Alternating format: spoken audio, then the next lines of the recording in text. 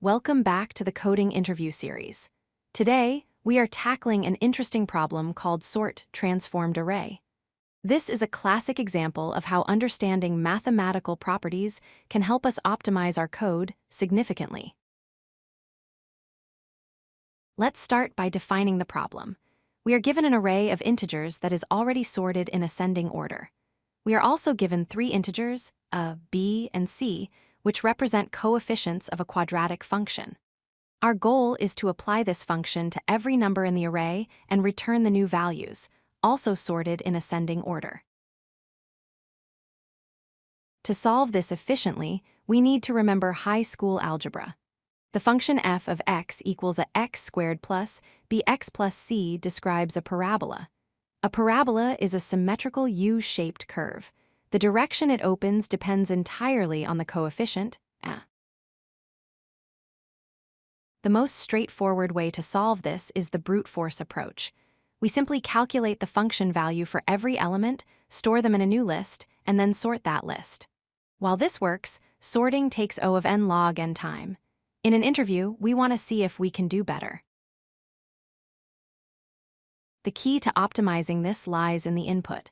We are told the input array is already sorted. Whenever a problem gives you sorted input, you should ask yourself, how can I leverage this? The transformation breaks the original sort order, but it does so in a very specific, predictable pattern. Let's look at the first case where a is positive. The parabola opens upward like a smile. This means the values are large at both far ends of the graph and smaller in the middle. Consequently, in our sorted input array, the largest transformed values will be at the very start or the very end of the array. Conversely, if a is negative, the parabola opens downward like a frown. The values are very small at the far ends and reach a maximum peak in the middle. This means the smallest transformed values will be found at the start or end of our input array. Because the extreme values, whether largest or smallest, are always at the ends of the array, we can use the two-pointer technique. We place one pointer at the start and one at the end. We compare the values at these pointers and greedily fill our result array. Here is a visual example where a is positive. We know the largest values are at the ends. We calculate the function for the left and right pointers. We see that 9 is greater than 4.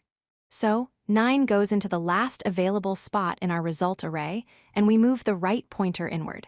We repeat this process until the pointers meet. The code structure is simple. We create a result array of the same size. We initialize pointers left and right.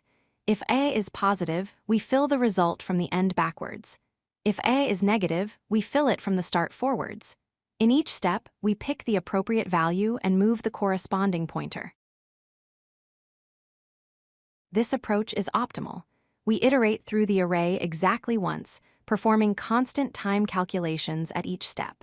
This gives us a time complexity of O of n.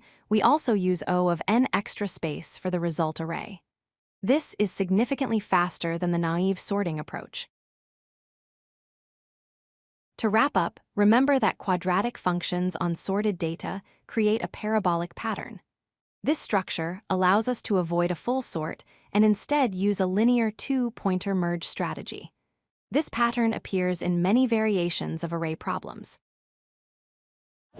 If you like this video, hit that like button and don't forget to subscribe.